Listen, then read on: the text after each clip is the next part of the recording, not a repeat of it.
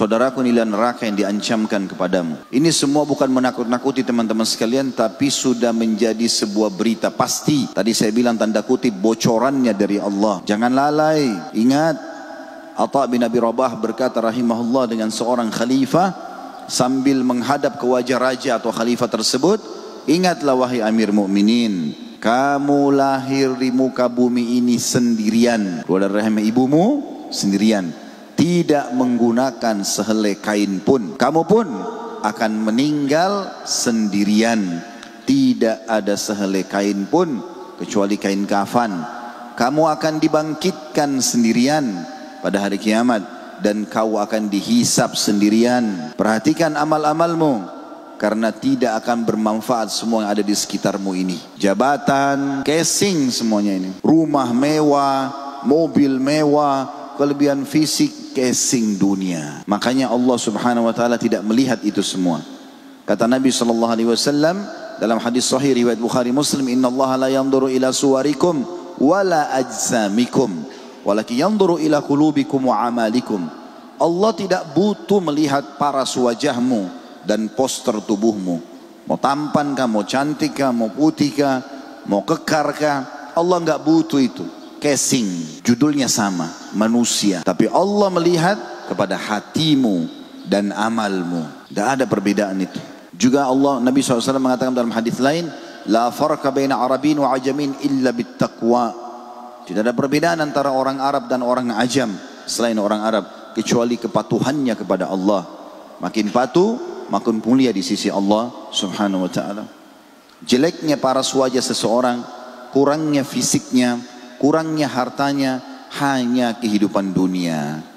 Andai saja ada orang lahir, ini kalau diperumpamakan matanya dua-duanya buta, telinganya tuli, lisannya bisu, kedua tangan dan kakinya puntung, tetap kalau dia berada di atas ketakwaan Allah, dia bisa menjalankan perintah Allah, mungkin dengan panduan kerabatnya ataupun dirawat oleh kerabatnya yang sehat, yang punya fasilitas dari Allah.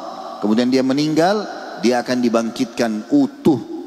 Kata Nabi SAW, kalian akan dibangkitkan pada hari kiamat. Kalau ahli surga insya Allah, semoga kita termasuk di dalamnya, akan dibangkitkan seperti Adam, 60 siku ke langit. Nggak ada lagi cacatnya. Kecuali ahli neraka nanti kita akan pelajari, naudzubillah, cacat semuanya, sakit, menderita hanya dengan maksiat yang beberapa menit yang dia lakukan. Tapi ahli surga dibangkitkan seperti Adam alaihissalam, 60 siku ke langit, 27,5 meter, lebih tinggi dari masjid ini. Poster seseorang, begitu menyampaikan Nabi SAW. Wajahnya seperti Yusuf alaihissalam, nggak ada lagi orang jelek. Itu cuma di dunia sebentar. Dan hatinya seperti Ayub. Nabi Ayub alaihissalam tidak pernah berkeluh kesah, suka memaafkan orang. Begitu semua hatinya ahli surga. Nggak ada lagi orang saling benci. Bahkan kata para ulama, tidak ada lagi kebencian bagi suami istri yang bercerai. Bagi ahli surga dan ahli surga yang sudah masuk ke dalam surga, pernah ada konflik di dunia akan hilang semuanya itu. Sebelum masuk surga akan dibersihkan semua di timbangan amal. Siapa yang punya hak akan ambil, siapa yang melanggar akan diambil darinya. 24 jam semuanya siksaan, semuanya ya menyakitkan. Tapi di neraka teman-teman tidak ada kematian. Jadi 24 jam non-stop disiksa dan dihukum oleh para malaikat yang keras, kasar, tidak pernah bermaksiat kepada Allah. Allah suruh potong-potong, cincang-cincang, nggak ada toleransi. Mereka bukan seperti kita manusia. Malaikat berbeda dengan manusia, selalu patuh kepada Allah dan tidak ada terbawa perasaan seperti kita. Oh kesian nih, kepalanya sudah pecah, keluar darah semuanya, perutnya sudah sobek. Nggak ada bagi malaikat. Allah menyebutkan dalam Al-Quran surat Tahrim, surah nomor 66 ayat 6, A'udzu billahi minasyaitonir rajim, ya ayyuhalladzina amanu qu anfusakum wa ahlikum nara waquduhan nasu wal hijara 'alaiha malaikatun syadun giladhun la ya'sunallaha ma amarum wa yaf'aluna ma yu'marun. Hai orang-orang yang beriman, mumpung masih di dunia, renungi dan dengari baik-baik, resapi, jadikan pegangan hidup, jangan peduli dengan cacian perkataan orang di sekitar kita. Hai orang beriman, selamatkan dirimu dan keluargamu dari api neraka yang bahan bakarnya dari manusia dan batu. Dijaga oleh malaikat-malaikat yang kasar, keras, tidak pernah menolak apa yang Allah perintahkan dan selalu mengerjakan apa yang Allah titahkan. Gak ada waktu, kata ulama tafsir, maknanya tidak ada istirahatnya malaikat itu. Tidak ada capeknya, selalu siap setiap saat untuk mengganggu, menghukum, menyakiti dan seterusnya. Ini Allah sudah peringatkan. Hati-hati teman-teman. Neraka bukan penjara yang hanya sekedar dijaga oleh manusia biasa yang punya rasa capek, rasa jenuh, tidur, istirahat, makan. Neraka itu dalam sebuah hadis yang sahih riwayat Bukhari dikatakan, yu'ta bi jahannam yaumal qiyamah wa 'alaiha sab'una alfu zimam ma kulli zimamin sab'una malakan yajurrunaha. Neraka akan didatangkan pada hari kiamat ditarik dengan 70.000 rantai. Di setiap satu rantai ada 70.000 malaikat yang menariknya. Ini bukan tempat main-main teman-teman. Bukan tempat main-main. Dan Allah subhanahu wa ta'ala memberikan kita banyak sekali solusi untuk selamat dari api neraka. Sudah disampaikan sebagaimana akan kita jelaskan nanti pada penutupan bahasan insyaAllah. Neraka teman-teman, kita mulai dengan poin pertama, sudah ada. Neraka sudah ada, bukan akan diciptakan. Sebagaimana keyakinan kaum Mu'tazilah. Kelompok ini yang menisbatkan diri pada Islam mengatakan surga dan neraka belum ada, sehingga akhirnya mereka menolak nas-nas syar'i yang jelas. Mereka menolak wahyu dengan alasan tidak masuk akal. Kalau surga sudah ada, lalu surganya itu tidak dihuni. Begitu juga dengan neraka. Untuk apa disiapkan dan dibakar apinya kalau belum ada penghuninya? Mereka menggunakan akal mereka dan menolak wahyu. Padahal teman-teman sekalian, wahyu itu diturunkan oleh Allah untuk mengontrol akal, bukan akal yang mengontrol wahyu. Ali radhiyallahu anhu mengatakan, andai saja agama ini menggunakan akal, maka mengusap kaus kaki pada saat orang sedang safar dan dia sudah berwudu, sebelum dia memakai kaos kaki itu, maka lebih pantas yang diusap adalah bagian bawah kaos kaki karena itu yang kotor. Tapi kita diperintahkan dalam agama mengusap bagian atas telapak kaki, bukan dengan akal.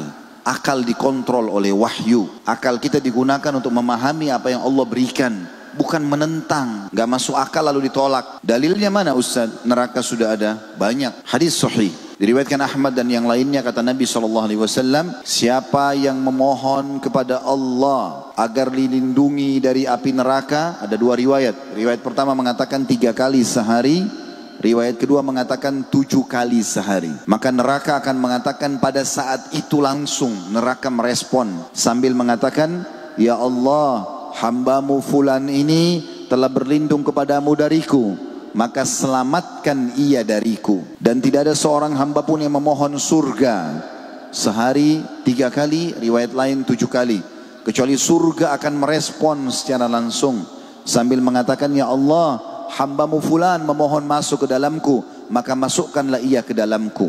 Yang kedua, hadis yang sahih tentang masalah demam, diriwayatkan oleh ahli sunan dan yang lainnya. Kata Nabi SAW, sesungguhnya demam itu adalah bagian daripada tiupan api neraka, maka dinginkanlah dengan air. Kalau kita biasa katakan kompres dengan air. Itu hadis Nabi SAW. Ada hadis yang sahih juga yang lain, juga sama diriwayatkan oleh Al-Hakim dan ahli sunan, bahwasanya Nabi SAW mengatakan kepada seorang sahabiat bernama Ummu Mu'ti, kalau saya tidak salah namanya ya, tapi jelas riwayat ini sahih, yang kebetulan lagi demam. Lalu kata Nabi SAW, kenapa kamu berkeluh kesah dan merintih? Kata dia, demam ya Rasulullah, semoga Allah ya tidak memberkahi demam ini. Kata Nabi SAW, jangan kau caci maki demam itu, karena dia akan menggugurkan dosa-dosa seorang hamba. Berhubungan dengan hadis tadi sebelumnya, kalau dia tiupan api neraka. Juga dalam hadis yang lain, kata Nabi SAW, sesungguhnya dalam hadis Bukhari, neraka itu berkeluh kesah kepada Allah tentang sebagiannya membakar sebagian yang lain. Maka kata Nabi SAW, Allah pun mengizinkan neraka untuk bernafas 2 kali. Itulah yang kalian temukan di musim panas yang sangat dan di musim dingin yang sangat. Artinya kita bisa rasakan keberadaan neraka itu. Teman-teman sekalian, neraka adalah hal yang gaib. Makna gaib tidak terjangkau oleh panca indera kita sebagai manusia. Tetapi memang dalam kehidupan kita, Allah sudah perlihatkan kalau kita punya banyak hal gaib yang kita bisa rasakan tapi tidak kelihatan. Mungkin kalau kita saling melihat sekarang, ini bukan gaib bagi kita. Kita bisa melihat satu sama yang lain, kita bisa memiliki handphone, kita bisa membangun rumah, fisiknya kelihatan. Tapi ada juga yang tidak kelihatan, cuma bisa kita rasakan. Contoh misalnya perasaan-perasaan kita, lapar, haus, marah, senang, dirasain nggak? Bisa dirasakan nggak? Baik, kelihatan nggak? Itu gaib. Allah berikan potensi untuk memahami ada yang gaib, ada alam barzah itu, ada surga dan neraka. Dalam kehidupanmu ada bukti kalau ada hal-hal yang gaib, tidak tampak, tapi bisa kita rasakan.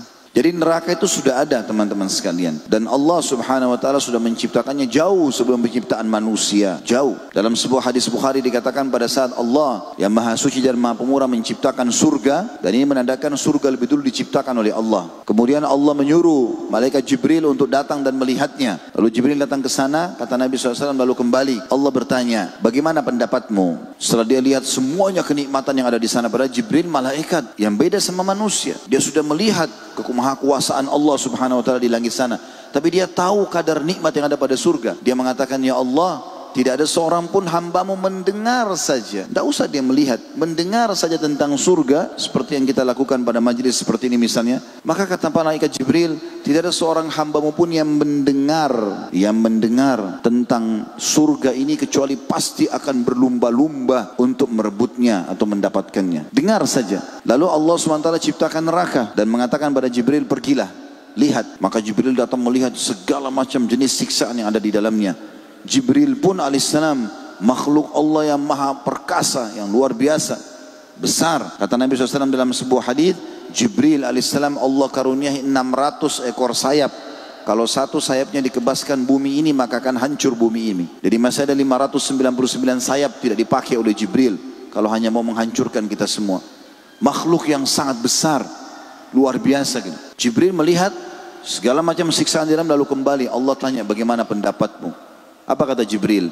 Demi kemahakuasaanmu, kemahabesaranmu, tidak ada seorang hambamu mendengar saja, kecuali pasti dia akan berlindung dan menyelamatkan diri darinya. Lalu Allah subhanahu wa ta'ala menghiasi surga dengan hal-hal yang tidak disukai oleh jiwa. Bangun sholat malam, bersedekah lagi butuh, harus bakti sama orang tua walaupun orang tua kita mungkin rewel, segala macam hal Allah hiasi dengan hal-hal yang mungkin manusia tidak suka. Lalu kemudian Allah hiasi neraka dengan hal-hal yang penuh dengan syahwat, mengambil haknya orang lain, menindas orang lain, memukul, apa saja kesalahan-kesalahan. Lalu Allah menyuruh Jibril, pergi lihat lagi surga dan neraka. Setelah dia lihat surga, lalu dia kembali. Allah tanya, bagaimana pendapatmu? Dia bilang, saya tidak menyangka ada hambamu yang bisa masuk ke dalamnya. Lalu pada saat lihat neraka, lalu kata Jibril AS, saya tidak menyangka ada hambamu yang bisa lolos darinya. Tapi neraka dan surga sudah ada, bukan tidak ada. Makanya Nabi SAW juga mengatakan kepada para sahabat, ingatlah, surga seseorang di antara kalian lebih dekat dengan kalian daripada tali sendal kalian sendiri. Azan, sholat, ada orang tua bakti, ada orang miskin sedekah, tiap hari buat kebaikan, tinggalkan haram, mati masuk surga. Mudah sekali. Toh kita juga semua akan mati. Sesehat apapun badan kita, setinggi apapun jabatannya, sebanyak apapun hartanya, mati. Ujungnya mati, tidak bisa kemana-mana, pasti mati. Qul innal mauta alladhi tafirruna minhu fa innahu mulaqikum thumma turadduna ila alimil ghaibi wasyahada fayunabbi'ukum bima kuntum ta'malun. Katakanlah hai Muhammad, bahwasanya kematian yang engkau lari darinya pasti akan mendatangi kalian. Lalu kalian akan dikembalikan kepada zat yang maha mengetahui semua yang nyata dan semua yang gaib, dan akan memberitahukan semua apa yang kalian kerjakan. Kita teman-teman sekalian akan kembali ke sana dan ada kenyataan. Juga kata Nabi SAW, dan neraka juga lebih dekat kepada seseorang di antara kalian daripada tali sendalnya sendiri.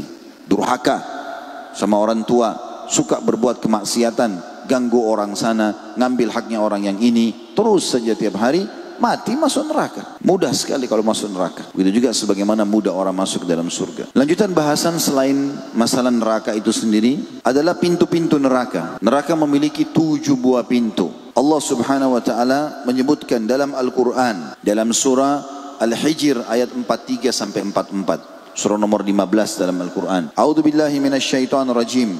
Wa inna jahannama lamaw'iduhum ajma'in. Laha sab'atu abwabin likulli babin minhum juz'un maksum Dan sesungguhnya Jahannam itu benar-benar tempat yang telah diancamkan kepada mereka, para pengikut-pengikut syaitan. Semuanya Jahannam itu memiliki 7 pintu. Tiap-tiap pintu telah ditetapkan untuk golongan yang tertentu dari mereka. Ibnu Juraij berkata tentang ayat di atas, yang pertama, pintu pertama namanya Jahannam. Kemudian pintu kedua bernama Ladza. Pintu ketiga Hutama. Pintu keempat Sa'ir. Pintu kelima Saqar. Pintu keenam Jahim.